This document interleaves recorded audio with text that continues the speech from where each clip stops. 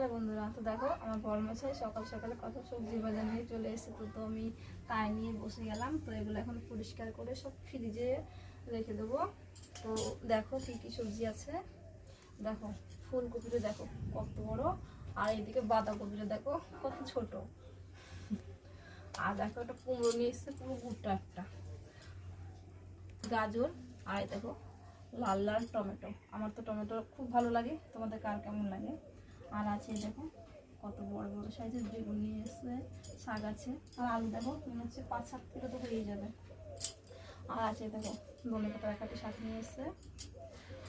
আর এইখানে আছে দেখো স্পেশালি 3 রকমের মাছ আছে, চিংড়ি মাছ, আর আছে ভোলা মাছ, আর আছে রুই মাছ। তো এইগুলো এখন আমি রান্না করব। তো এগুলো পরিষ্কার করে গুছিয়ে রেখে চলে যাবো রান্না করতে।